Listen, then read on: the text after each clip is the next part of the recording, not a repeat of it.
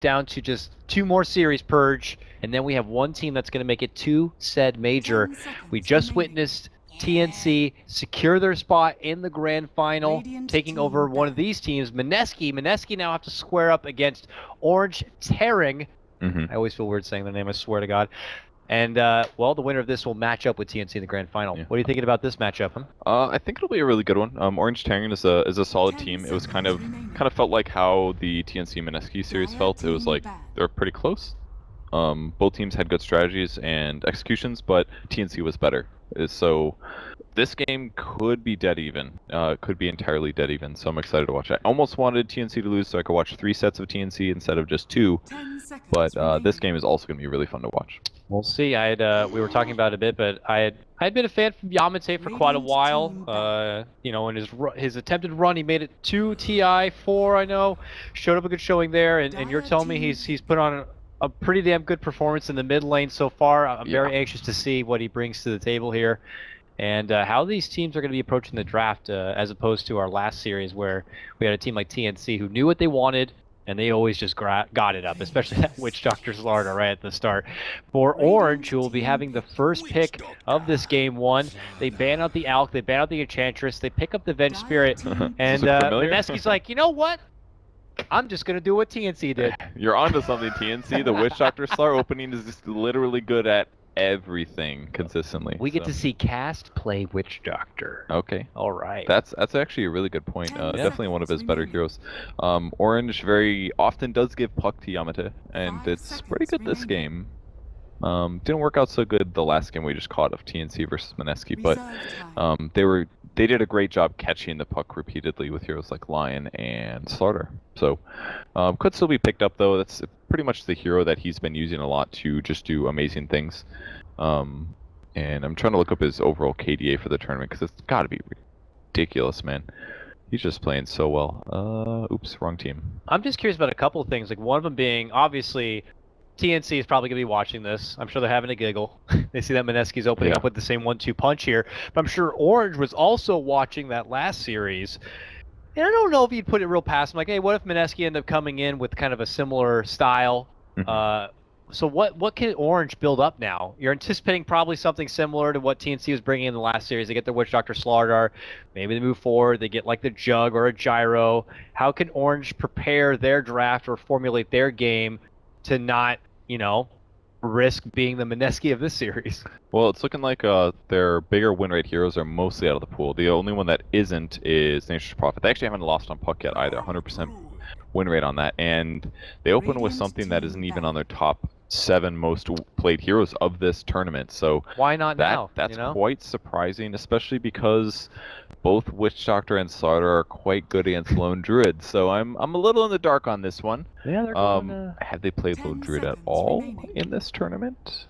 I'm gonna have to control F this page. That's how bad it's. Oh, okay. I'm sorry. They've played 6 games, and it's got a mighty 33% win rate. Mighty. So 2 out of the 6 games they have won on it, and that was 3 days ago. They picked him last. So I'm not so sure about the Lone Druid pick here. You know, amp damage from Slardar does a lot of physical damage to one target. Oh yeah. It allows the enemy team to focus the bear repeatedly rather than necessarily having to go for the hero. Witch Doctor Cast can bounce between the 2. Plus Maledict adds some cool magic damage amplification that will cut right through Lone Druid. So seems like a bit of a weird pick. Did you have to get it this early? Was it really, do you think, going to be like banned out possibly by Mineski? It just feels like they rushed themselves into it, and I agree with you that it feels like Mineski's lamp's already pretty damn good against it, so it's pretty good. I mean, it's not like the ultra hard Lone Druid counter, so it can work, I guess. Maybe there's, you know, maybe they're planning ahead, and that's most likely what it is. They still haven't gotten their best heroes, which is basically puck. Maybe they'll put an Invoker with it instead, and then get a Legion Commander, and they'll just Bear Force 1 it. Okay. Make sure it's the full attack speed. Yeah, you know. Okay. It worked for teams like Ehome.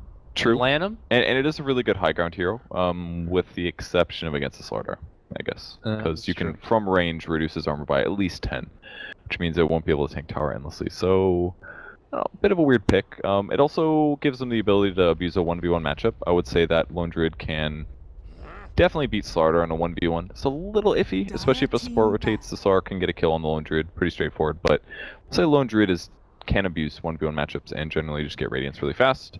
while the rest of his team does things. So. And do we know if Orange typically play their lone druid, I guess, either in the mid or safe lane? Mineski had been banning out as if they want to make sure they don't deal with any sort of other top-tier offlaners, getting rid of the Tide and the Bat Rider. You know, obviously I haven't been able to watch a whole lot of the C region here, so maybe they have their own interpretation of the lone druid. It's interesting. It's hard to say, basically. The 6 games that they had played Lone Druid, a lot of them are actually very old. 2 of them against Execration 28 days ago. They picked it 14 days ago and won, 11 days ago lost. And then they picked it another game. It looked like it was a possibly aggressive tri-lane or maybe mid-Lone Druid. Hard to say. They picked it 3 days ago against Mineski as well, actually. But very different heroes, relatively. So they banned there was a lifestealer in that game. Maybe it dealt with the Lone Druid. They did ban lifestealer this game, for example. So this has got to be some like strat, right? They're on elimination essentially. So and Mineski's a very good team. So we'll see what happens. We'll see. It'll make a lot more sense once their next couple of picks are coming out, I'm sure. I mean, there's not a lot of teams in the C region, especially that are picking Lone Druid. There's not a lot of teams in all of the regions that are picking Lone Druid early, with the exception of Vegas, was still consistently grabbing it first round, just because they would always get Radiance guaranteed.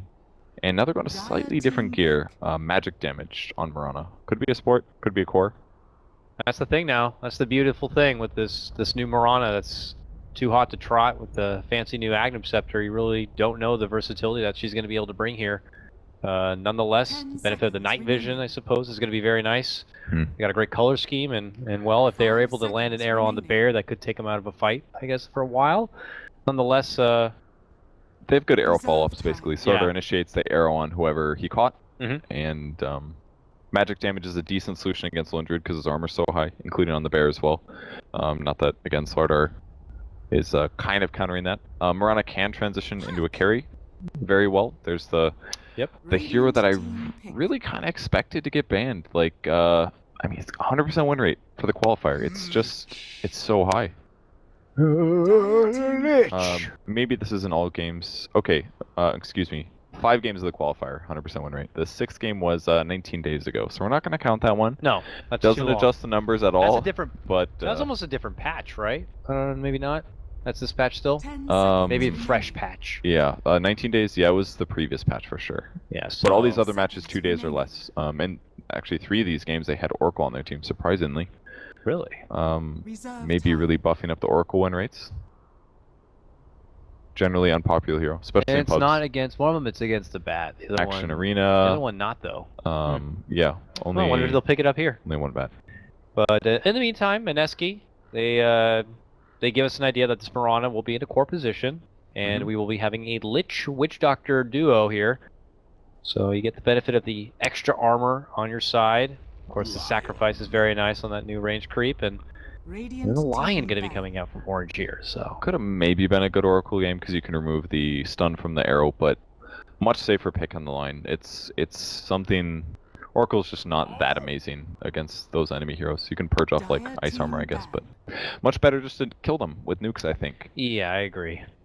And a couple more disables against heroes like Witch Doctor are definitely nice. They can lock down Mirana before she leaps away. Slardar as well, a little bit wily and hard to kill. So, Orange.Taring's their carry potential is a little bit limited, but that's kind of been the story of this patch the last couple of days with all the Slardar carries that just give you a fairly safe lane. You get a consistent Blink Dagger, you can put them offlane or carry, and then you're just pretty much always viable and strong. And if you're doing really well, you buy the OP Armlet and you become actually kind of a carry. All right, well, what can Orange get here to maybe boost up their late game potential quite a bit? Well, they kind of have a 4-man lineup with Lone Druid split pushing right now, so they're going to need a potentially tanky core that can move with them. That the Lone Druid doesn't necessarily have to be there. Do you think being a BKB kind of candidate is probably essential in this lineup, going against the Slaughter, going against the Lich? That would sort of work. Gyrocopter would have been really good. Obviously, it was banned. Something like Tidehunter would have been quite good as well. Maybe. Okay. Ooh, Sven. Yeah, I was actually going to casually throw out the idea of a Jug, but yeah, Sven, another great man fighter there. And quick response is the Dragon Knight, man. They're really taking a lot from TNC in the last series. Almost exactly the TNC draft, with the exception of like Lich and Mirana were different heroes. But I sort of like DK. DK definitely is good at picking up disables on Puck, but not sure if I like him versus Sven a whole lot. Sven just hits other creeps near Dragonite. The Dragonite just kind of dies, because then it's doing Cleave, which is technically physical damage, but it's physical damage that ignores armor. So it will kind of just cut right through him. Yeah.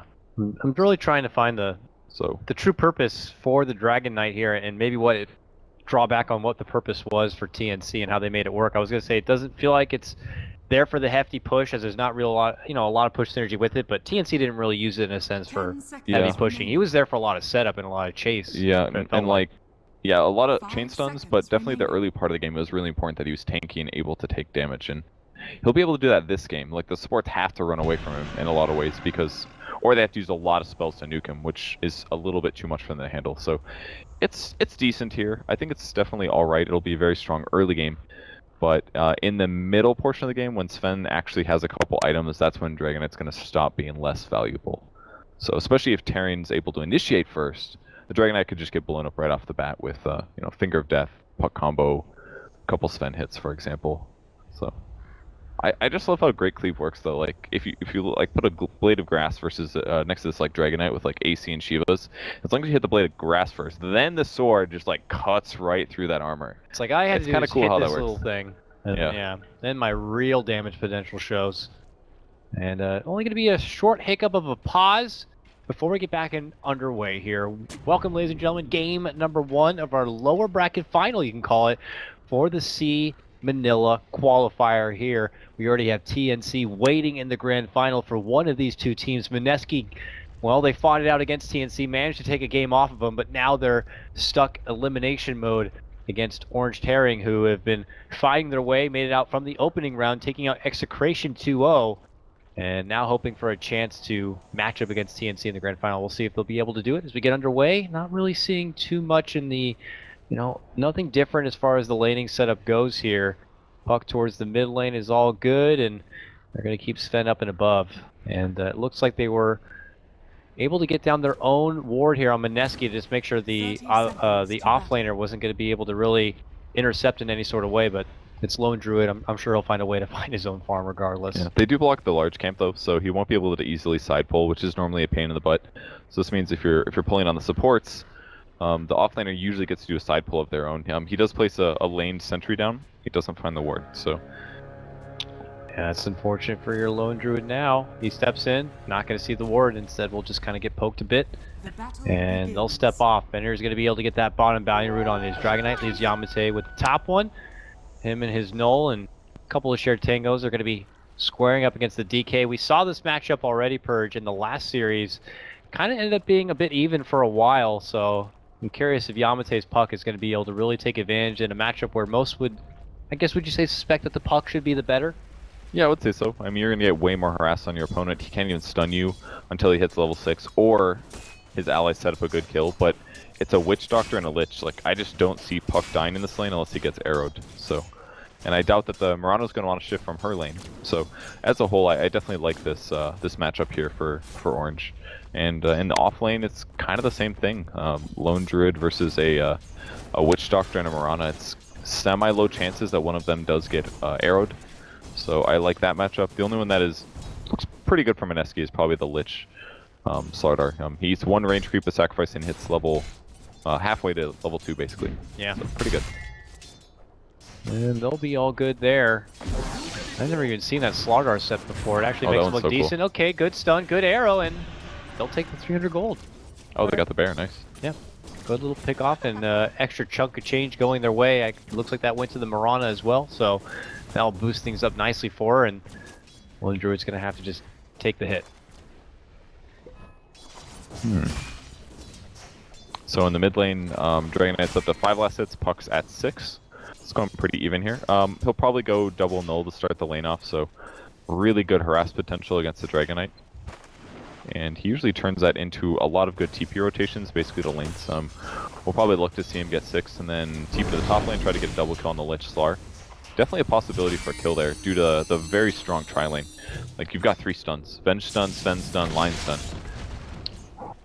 And this line does have to be a little careful though in the laning phase still. If he pushes himself too far forward, Good crush with the sprint chase and the slow of the Lich could be a very nice chance to get off a pick off here, but he holds his ground and Vengeful Spirit tries to make a rotation in, but they got that ward to see the rotation up here on the high ground, so Mineski will be the wiser and avoid the trouble here. While mid lane, it looks like Jules is rotated away from that bottom lane and is walking for Yamate, just trying to keep him away from trouble. Their DK who falls behind just a little bit is happy with the assistance. Yeah, this Dragon Knight actually did get a poor man's shield. I think this is the first time I've ever seen that before. Normally Dragon Knights don't even bother because Dragon Blood already gives you pretty good survivability, but as we saw in this match earlier, the puck really can harass the Dragon Knight so much that it matters. So it's actually kind of ridiculous how much survivability he now has with poor man's and the Dragon Blood in the laning stage. Yeah, for sure. We'll eat a tango to kind of get all that regen back on top of the Dragon's Blood, but he will be good and back in fighting shape and be able to match up in the CS game. Top lane, sprint, but just more again for the flirting here. They have that Vengeful Spirit now and 2 sets of lockdown. So do not want to be overstepping your boundaries here, Mineski on this front. But things continue to stay a bit quiet and calm right now. It's very difficult here with the 2 at the top lane, or actually the 3-on-2 matchup, and having a puck in the mid lane. There's really no easy targets here. Yeah. I like how the Lone Druid went back for Iron Talon. This was an item that off-lane Lone Druids kind of stopped buying. Actually, all Lone Druids stopped buying. Top lane, though, they've actually made their move for the Slardar, and that's going to be your first blood. Jules rotates in as well. They're hoping for a response, but it's not going to be there. And that's just the power of it. I mean, look at Magic Missile. You got Hammer. It was not even was used. So Earth Spike. Yeah, you overstep a bit. They're going to have enough lockdown to really make you pay for it. Yeah, really nicely done there. Pretty straightforward kill. Oh, stun on fuck. Just Yamate. Yo, he's actually doing damage. Wow. We'll force out the Fairy Fire, and Yamate heads up to the high ground and backing around because we got an Invid Zarud, which is going to be denied. Jules is not going to allow them to pick that one up. That sucks for Yamate, man. He has no bottle now. And only 1 little Fairy Fire for the regen, so might have to be careful, though. This Dragon Knight is leveling up the Breathe Fire here. He also has an empty bottle, though. His courier is going to be fished out now, but you know, with that kind of nuking power here, you don't want to risk anything. He's doing really well against this puck mid. He's actually kind of holding his own. I mean, I know the Witch Doctor is there briefly, but he's completely holding his own versus this puck. He keeps letting him get hit by him, which is kind of peculiar.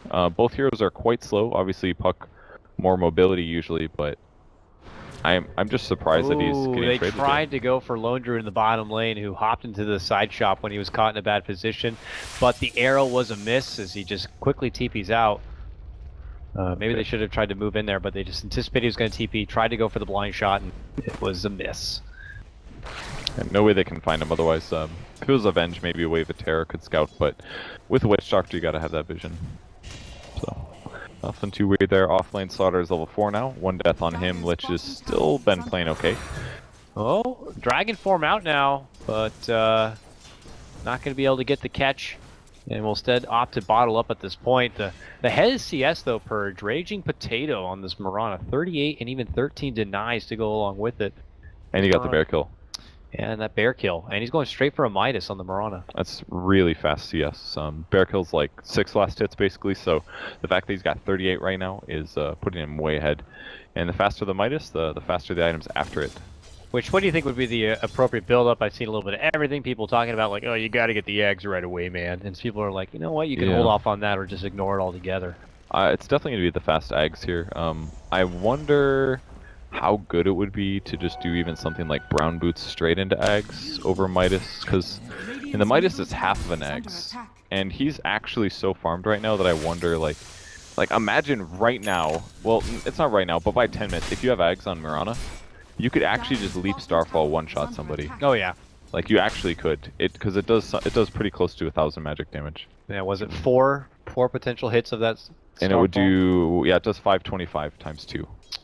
Oof. So, like, he could actually just one-shot Lone Druid. Uh-oh, making a move now again for the Slardar. That's 1 stun, that's 2 stuns, that's 3 stuns, and that's a kill.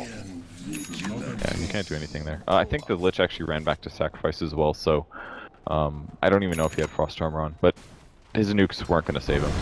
So. Could have been a good read from Orange. Maybe read the clock, knew the creep wave was coming out, and Lich, would be doing something like that and not near to help. But even if he was around, I don't know what he really could have done to stop a mess like that. Yeah, there's not much really.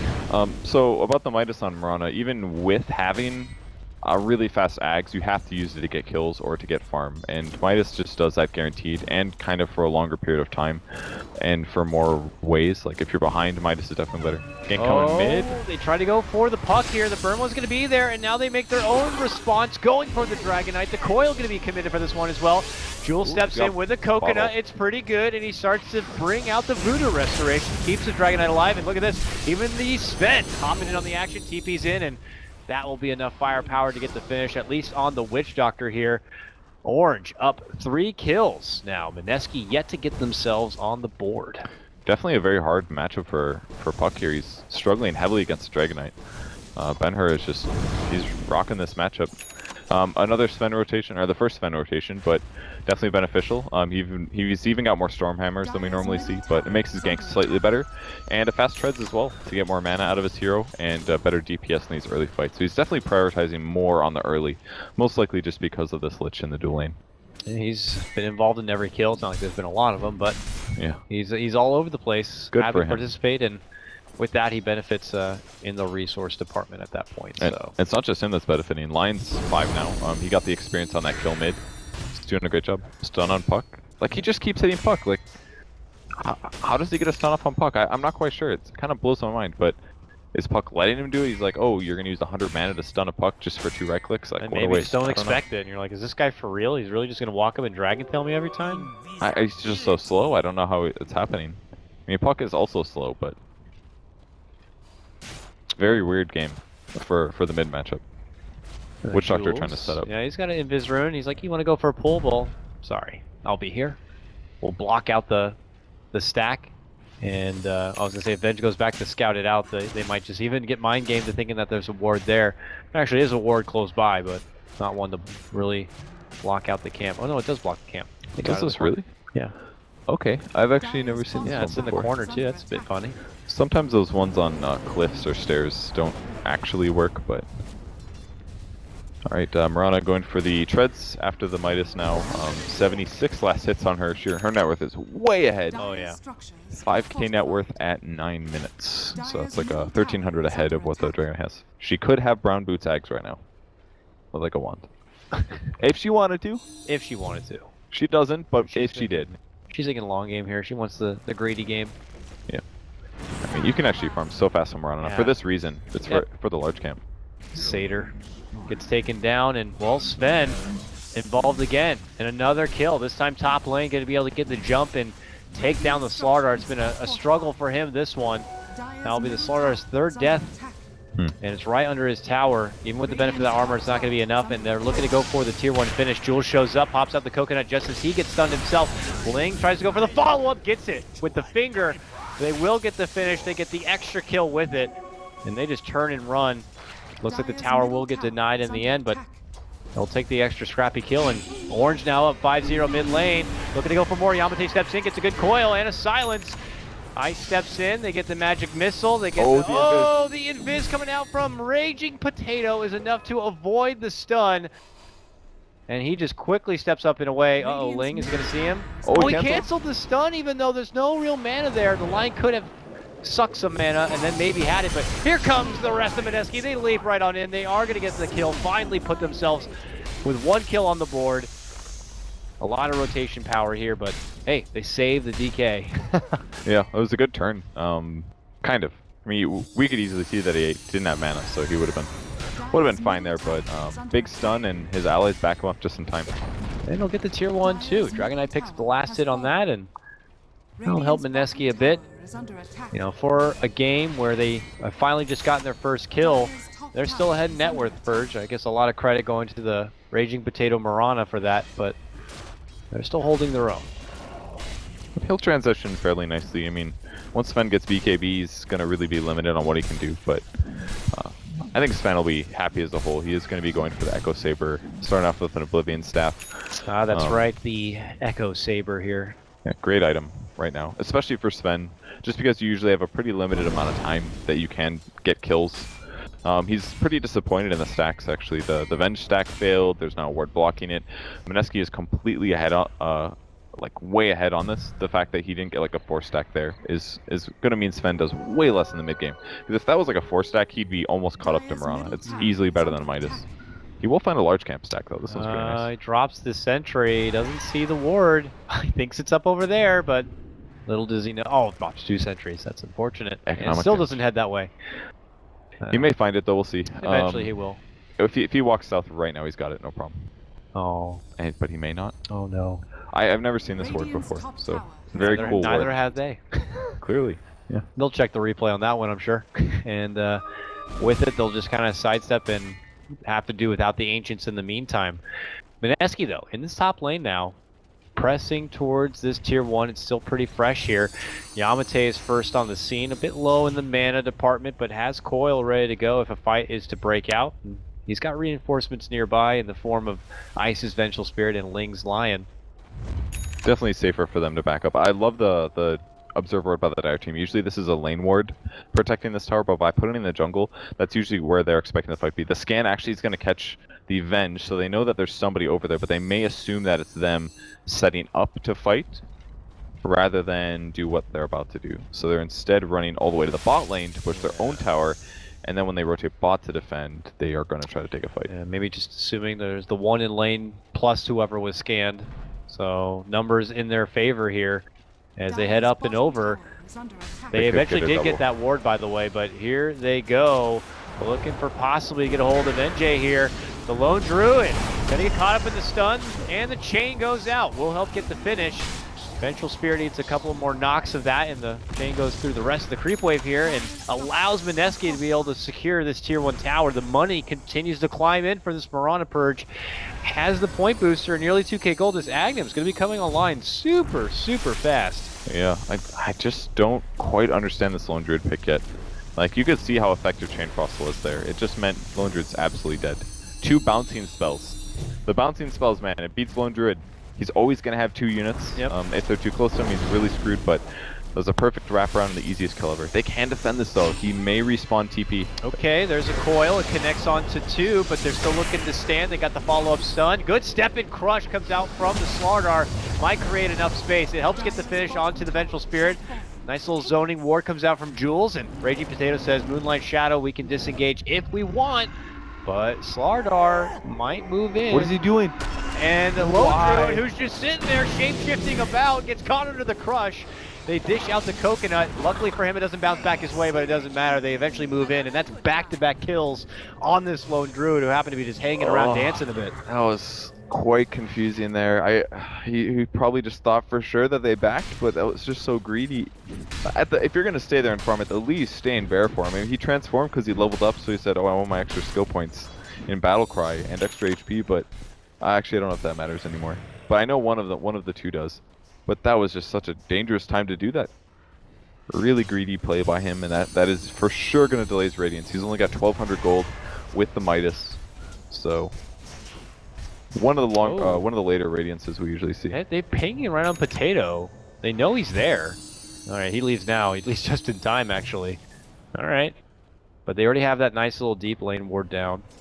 And actually, Raging doesn't head back to the base. He just heads to the tier 1 here in the bottom lane. He is just about to finish, especially with getting a Midas right there. He's going to have his Agnums here in just a moment, while top lane will help secure it.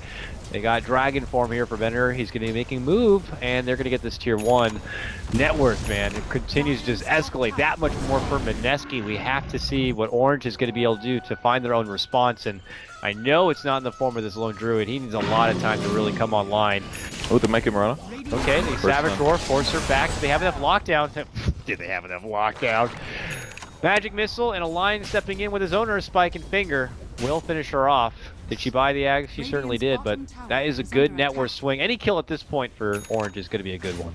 Yeah, that was a pretty overkill finger of death, but considering it was the most farmed hero on their team, it's worth it, I guess, because they could always respond with like blink, Slar stun, and then she lives kind of a thing. So I mean, Lion has a blink now because of that. That's really fast, actually.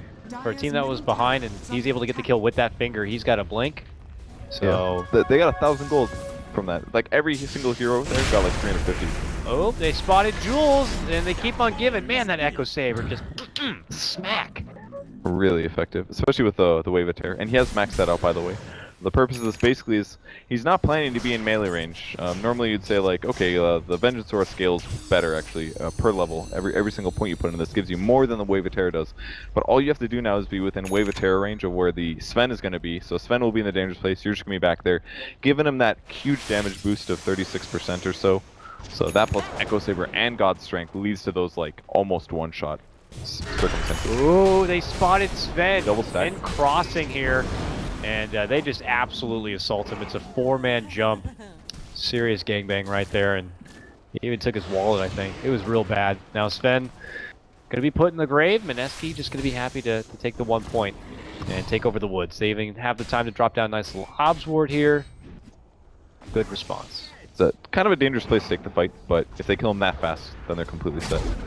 Uh-oh. Swap here for Jules. Right into the silence. Potato tries to step in to help out, but Jules is already in trouble.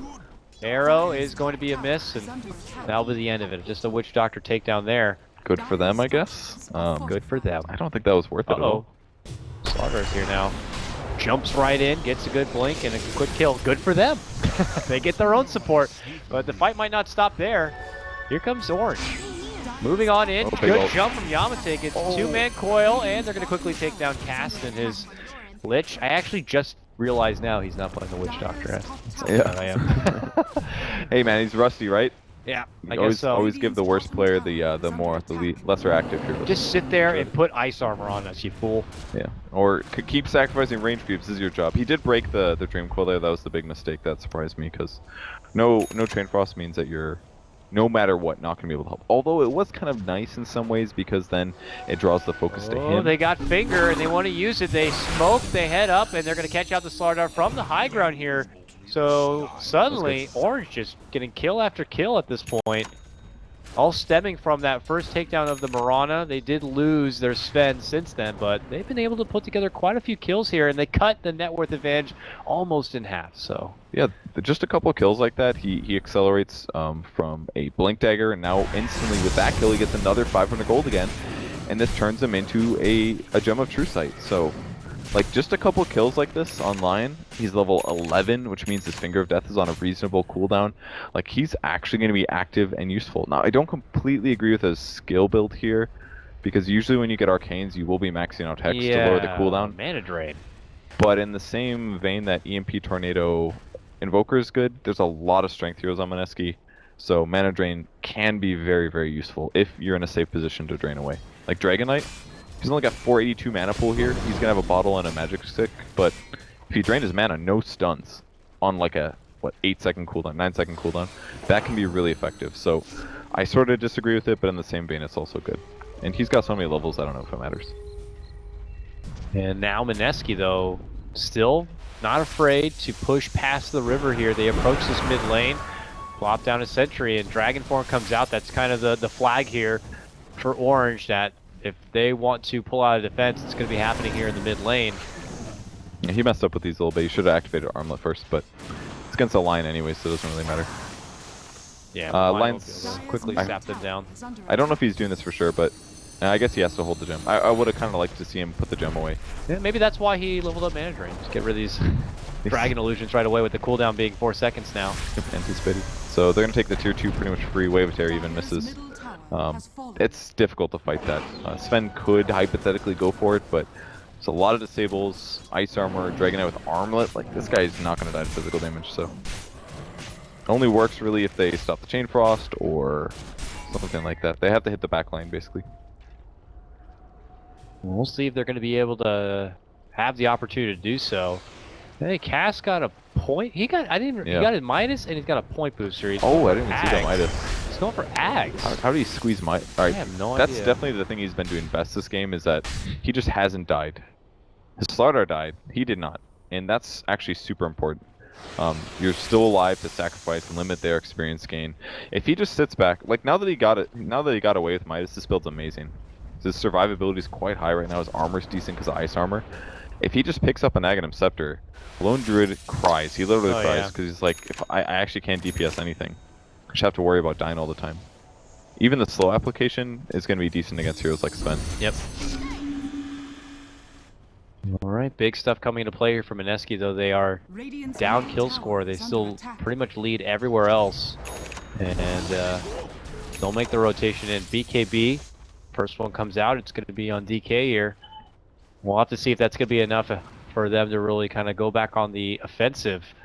And a 4-staff also, so extra mobility for the Slardar on the side of Mineski. Yeah.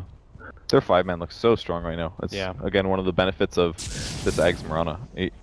It's like a different version. It's a different version of damage, which makes it hard for your opponents to itemize. They need to get armor to deal with the Slardar, but now you've got this hero that does potentially 1,000 magic damage very, very easily.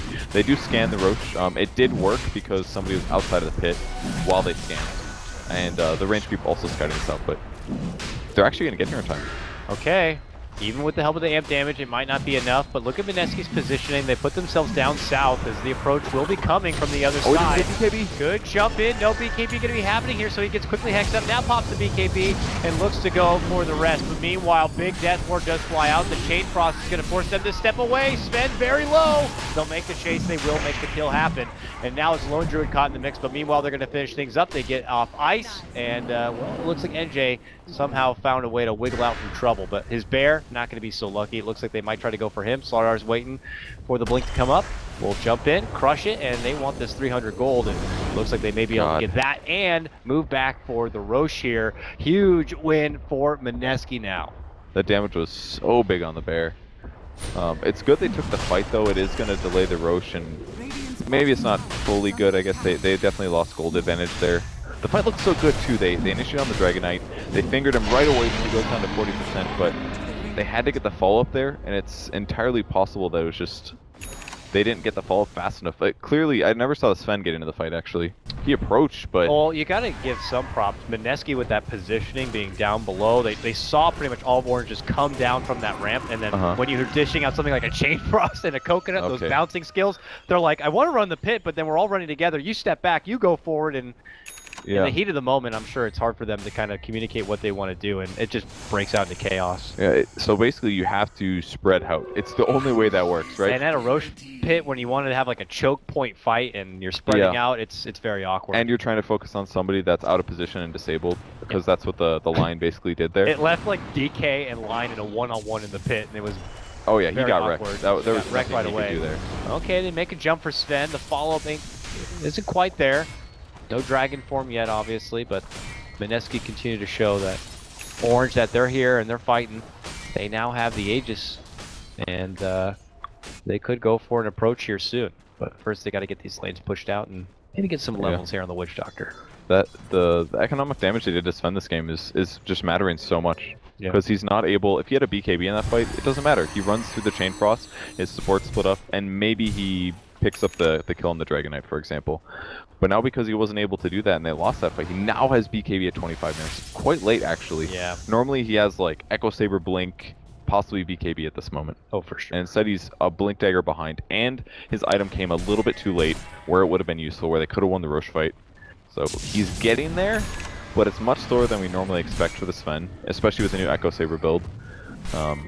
So they got to win the next couple of fights or it's going to get real tough. But Mineski's getting stronger and stronger. There's now a Reaver on the Dragon Knight. Most likely going to turn into a Heart, which means tons of survivability and weak against nuke-based lineups, which is most of what Orange.Taring is. Certainly looks to be the case here. And Mineski, who still hold that Aegis, have time on their side now. Their team seems to really be swelling up into something much more dominant. And then they can afford to wait a bit if they'd like. I mean, Lich has an Ags that's coming in the near future here. Jules was able to kind of grab together his own Glimmer Cape, and once the ammunition becomes apparent here, Mineski might try to go on the assault, but for now just kind of playing things a bit slow. I say that, but now they smoke, and it's time to go, baby. We'll see what they can get a hold of here. Looking to turn the corner. They got some nice full BKBs to work with. Really good rune to pick up as well for tanky core hero when they're pushing. If he can get out, back to full HP, full mana for free. Can they snipe the arrow? That was a little off. Swing and a miss. But they are not pulling off yet. Here they go. They feel like they have the manpower here. They saw the net worth. They would know. Stun. Jump in, Yamate. Just silences him up a bit and steps back. That was well done. It clears the creep wave, buys them 30 seconds. If they can keep delaying this, then that'll put them in a good spot. They're trying to be careful about the Spirit Fire as well. They'd love to get him around a split push. Like, if he could run past the fight. Okay. Oh. They go Dragon Knight. They get the swap. He's not able to get the BKB off. He's down. That's a huge pickoff for Orange. The detection. Alright, there's the dust. Did they get the Mirana? It looks like they did. She's going to be able to leap away, turn around, jump in crush, but it's only to kind of create an escape path. But Raging Potato says, I'm going to BKB and I want to go. And it looks like they might have to settle for the bear. Yamate still jumping in. What a beautiful stun coming in from Ling. Catches them from behind, but then there's a quick response coming in from the Slaughter. Gets his own crush off. This fight continues to move forward. Lich gets off the Chain Frost. Ice will go down, but so does the Lich. It's a 2-for-1 at the moment here as Taring continues to chase. Now they look to get a hold of this Slaughter on this point, but he steps back. He gets off the crush. Here comes those Starfalls, but Raging Potato is very low and will end up losing his Aegis here. Orange, though, I think they've had enough at this point. The longevity of this fight not looking too good for him, as maybe even DK could make it apparent soon, but that will be the end of it. That was a beautiful fight. They were so coordinated on that. The instant, they're like, we're going swap, and the line already had Hex queued up, so instantly as the swap happened, he gets Hex, and then the Earth Spike follow-up so that he stays under tower. They have detection, they have vision, with the Finger of Death, and Sven, they just go all in. And if they kill Dragon Knight right at the start, that's easily the hero that's hardest to deal with. Not enough teams do this kind of a combo with Venge. Yeah, you know what? I've been trying to think of who did this same exact combo recently. It was a Puck, Venge. I think I want to say it was eHome or MVP Phoenix. It might even be that Star Ladder. Okay. But it was just impressive. They had the Ether Lens Venge, long swap into the Insta Hex, like just as we saw right there. And there's really not much you could do about it. The only way to punish that maybe is to have vision to protect against the swap, Aether Lens, Lincoln, something like that. But those are such crappy ways to deal with that kind of a problem. Yeah. I guess we can blame Mineski like for not looking at the lineup and being like, they're gonna swap you. Yeah. And you're gonna get out of position and they're gonna follow up stun you with Hex. I wonder if this is like one of those moments where you can consider just like a value like Lotus Orb, just for whoever's sieging in there. Yeah, that would have been a solution. I always say Aether Lens instead of Lotus Orb for some reason. Do you ever do that? Yeah. I do that every single time, especially now that they both take an energy booster. That's my excuse. That's actually fair. Has no validity at all. Sure. But it's hard. They needed to initiate basically. Initiate with a stun on Dragon Knight so it's not so cookie cutter easy to execute. These are good players, man. They're not bad at all. They definitely got behind through smart play from Mineski, but they can take the win here. Okay. Nice bear. Kill. Yep. Savage Roar is going to be off, but they got the coconut for it, and they will get it. So, good little pick off, good little chunk of change there for Mineski, and Piranha is able to throw together what looks like the new, cheaper Lincolns. That'll help a bit. Yeah, it'll be a solution to what we just talked about. Put the Lincolns on the Dragon Knight, at least it'll stop one thing, but, I mean, they can still do, like, mana drain from range. Lincolns is popped, then do the combo. I was impressed, man. They got a lot of damage in there. I don't think he had the heart complete for that siege, but now he's got it complete. But they were still able to take him down damn fast. Yeah, they can probably still get him here. It's 500 HP difference. The Lincolns makes it a little tougher. Sven has no new items, so I guess his damage is about the same. I guess they have a Vlad's, though. That might help. But there's also a Glimmer Cape on Witch Doctor, and I'm sure they're going to be a little prepared for this one this time. If they don't get the burst, though, it's like they definitely lose the fight. Ooh, Agnum's now done. I hope he just runs and places the traps of the ancient camp now. Yeah, the ancient ones. Yeah. Nonetheless, though, still very good, as mentioned before, against this lone druid who is just going to have his hands full in these fights, trying to micromanage his bear or himself away from that ridiculous nuking damage. But at this point, Orange is kind of playing it nicely where they can just move out, probably have the buddy system in play, find your farming, and get back into your base, because clearly what they excel at nicely is being able to have a strong high ground defense and a good way to get things rolling in the fight. But they may be tested again soon. Here comes Mineski back down the mid lane again. Yep, Spear Pair currently split pushing. He wasn't even farming out of base with his hero. And here comes the high ground. This time, a Lincoln's and a Heart for this DK. They're going to pop the Lincolns, and look at that, a pick on the side. Jump back, quick burst, Puck's down. Yamate out of the fight, no buyback for him. They look to make that go again for the DK, but this time he'll be forced away. BKB's up, and he's going to make it out safely. This time it's not going so well for Orange. and it doesn't get any easier. A jump in crush for the bear, a deep dive from Potato, but it pays off as he gets the finish. A double kill for him, wiping the floor of the supports. He ain't done yet. Goes right in for the bear, but this time Spen's gonna be there to back up, but the follow-up comes in. DK's back, he's healthy, he's good. And a fault, man, one by one, they rotate these stuns beautifully. Lynch is like, I just want to get a freaking axe chain off, but man, triple kill for Potato. He is just kiting and dancing around this Orange team. Oh, almost got it looked so good for Orange, but the puck just did a little bit of damage to the Wish Doctor on the side, but he got caught in a stun. That changed everything. Then when the swap came out for the Dragonite, the damage was kind of there, but they had already killed the puck, so there wasn't as much stuff messing up their initiation. Very, very close for Orange, but they do lose that fight pretty one-sided and lose all their heroes. The other really big thing is the supports didn't take into account maybe the Ags Chain Frost. They got hit 2 times each. That's a huge amount of damage at that point, and that's why the Murano went so deep. She jumps in when they're that low, and double Starfall, even from range, should clean them up. Cleans them up, and BKBs work to their favor. Full cleanup, lots of kills, and a Rax. I'd forgotten that she, even had that Lincoln, so I'm like, man, she's certainly diving deep, but she's got the tank ability to go along with it, that she can be the janitor and clean things up. Now, after the mid lane push and clearing out the Rax, they stepped back to make a go for the Roche, but it wasn't up yet, and well, Orange had anticipated that they were going to be doing so, and they're falling just a little bit behind here. They smoke up and they continue to go on the prowl. A scan. I think that was a Radiant scan. They don't have a way to really tell the difference, I don't think, right? Yeah. Well, I look at it and I have to be like, no, that was a dire which scan. team would scan there? Yeah, I mean, you can look at the cooldown, I guess, if you click on either side. So that was a dire scan, but it was a swing and a miss. So this smoke movement really does not help Orange, unfortunately, and they'll have to get back on defense. Yeah, kill there would have been really nice for them to have, but nothing for that. Smoke comes out now for the Radiant team. There's a new E-Blade on Murano, so she's going to be able to set up her arrows a lot easier. Huge threat to at least a Spear Bear. Plus helps out. Maybe if Sven, for whatever reason, does get a hold of somebody, let's say they swap in a Slaughter or the DK, she can leap in, get off an E-Blade and help out, but that might not be necessary. They've already made a committed jump, and they just annihilate the Lion, and they take out the Sven. Blink and you miss it. Mineski might be able to close this game out here as they approach the southern part of the base. They make their move in. Lone Druid gonna get quickly saved from Ice, but Ice is gonna be eating a icy hit of that Chain Frost and then quickly gets blown up.